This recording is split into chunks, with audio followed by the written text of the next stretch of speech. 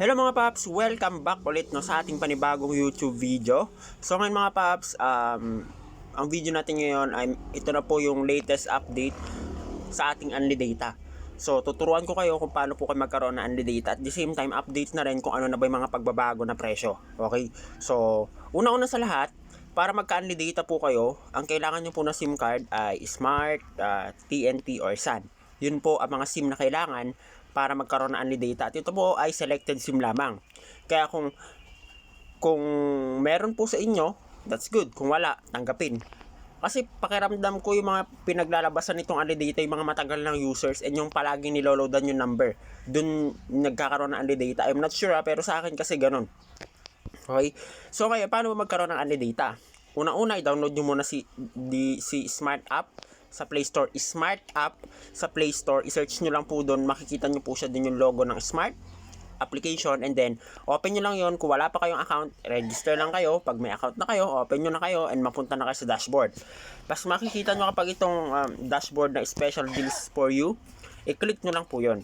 Ngayon magpapakita ito na po kapag may tatlo, may Unli Data, Longer Unli, and TikTok Saya. Ngayon pag-usapan natin to. Ito po ay no capping, no blocking. Kasi Unli Data po siya. Okay? Pero nakakalungkot, tumaas ang presyo. So dati yung isang linggo is I think 199 pesos. So ngayon tumaas po, naging 225 pesos na isang linggo. So medyo mabigat. So pang 30 days is 649. Kaya kung ako sa inyo guys, kung magre-register kayo dito na Unli Data, wag na to. Wag na tong 7 days kasi napakagastos niyan. 3 weeks lang nasa 600 na. Kaya mag-isang buwan ka na kung gano'n rin naman pala ang plano mo. Mas makakatipid ka rito, 649 pesos.